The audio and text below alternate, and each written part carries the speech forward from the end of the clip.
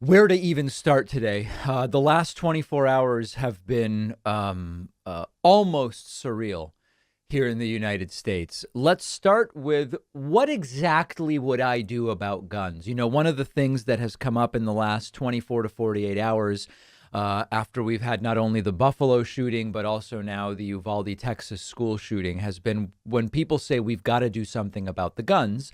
There will be those on the right who say, what exactly do you want to do? Steve Kerr, the coach of the NBA's Golden State Warriors, went on this impassioned rant, and many like Ben Shapiro and others said, I don't hear any specific suggestions there. So let me give you my specific things that I would try with a couple of caveats as we get into this. Whatever anyone proposes, whatever I propose, whatever is ever proposed, you will always have people saying, that won't solve the whole problem. This one idea won't solve the whole problem of mass shootings or even the sub problem of mass shootings specifically in schools. And they're correct.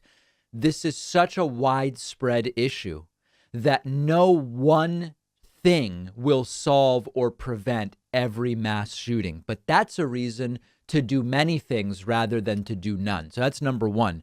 You know, no one treatment cures all cancer.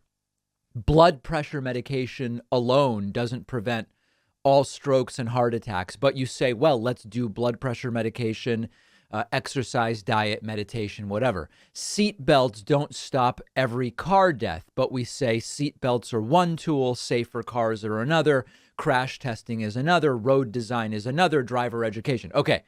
I also saw a post bemoaning that the left has all the same ideas as to what to do as we had 10 years ago. We've tried none of them. Of course, we're going to have many of the same ideas. We've not tried any of these things. And many of us believe that they would work. So let's get into the list of things that I would do and go through them one by one. First, we've got to end the gun show loophole. The gun show loophole refers to the fact that federal law doesn't require unlicensed private sellers, like me if I just have some guns and I want to go to a gun show and sell them. There's no federal law that requires a background check for gun purchases. That's the gun show loophole. Okay, you got to close that. Number two, universal background checks. When we talk about a universal background check, it would require essentially every firearms transaction in the United States to be recorded and to go through the National Instant Criminal Background Check System. And that is sometimes called the private sale exemption. You've got to deal with that.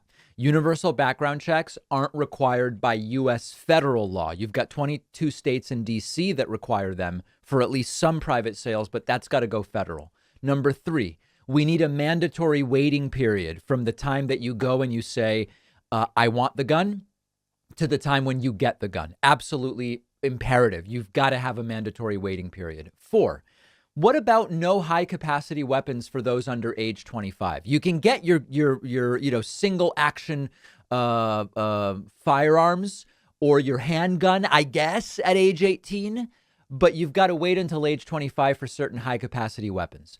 Number five, mandatory gun insurance, maybe even gun insurance that's more expensive without a parent co-signing if you're under 25. I'll get back to that.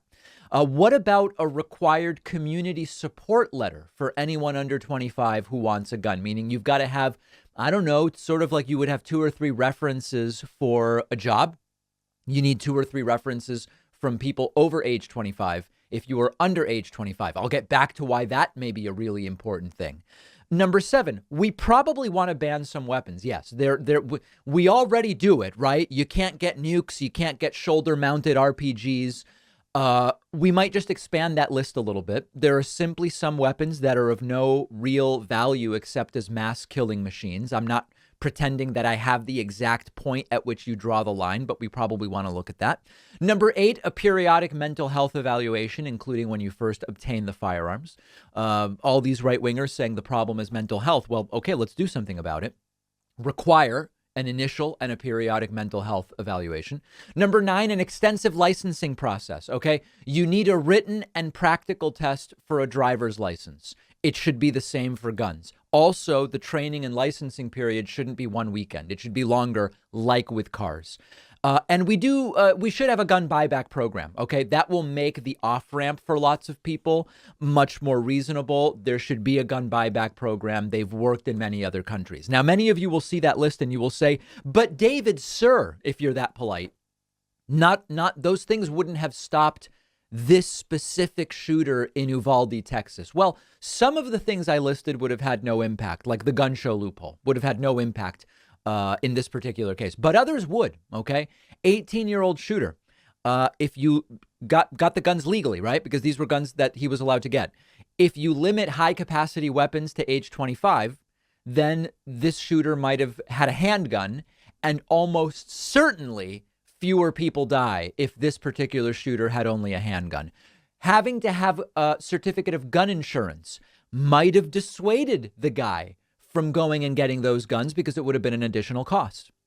Community support letters. Everybody has been posting to social media that we knew about this guy. There were adults in the area who knew this guy was unstable. Well, if that's true, it might have been more difficult for this shooter to obtain 2 or 3 community support letters from adults saying, I think it's fine for this individual to have a firearm. It would have been an obstacle. A mental health evaluation could have been an obstacle. Okay. So some of these things wouldn't have affected this particular shooting. Some of these would. The intangible, of course, is culture. How do you deal with American gun culture? For many Americans that are insular and don't know what the rest of the world is like, they may not realize how bizarre it is that we have this fetishizing of guns, celebration of gun culture, condemnation of intelligence. And was it Asimov? I think it might have been Isaac Asimov who said something along the lines of, and this was in the 80s. I hope I'm quoting this roughly correctly. Something along the lines of, my ignorance is seen as a legitimate counterpoint to your intelligence. It's something like that. We have a real cultural problem in the United States as well. And I admit none of my ideas would impact that. Okay. So there are some ideas, and hey guys, nothing else is working. So we might as well try these things. Let me know your thoughts. One of our longtime sponsors is Vincero Collective. If you don't know Vincero yet, it's the place to go for quality watches, sunglasses, and more. Serious style, undeniable quality, and total versatility put Vincero really at the top of the game, and their newest watch release is no exception. It's the Argo Automatic. It spotlights everything I love about Vincero.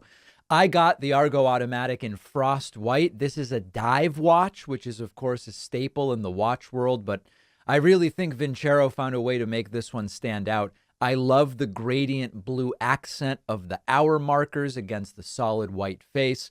I really love all of their watches, and I own a bunch, but the Argo is probably my favorite so far. Vincero sunglasses and jewelry and other accessories are awesome too. An excellent way to elevate any outfit. Vincero Collective is giving my audience 15% off all products and free shipping. Go to vincerocollective.com/Pacman and use the code Pacman. The link is down below.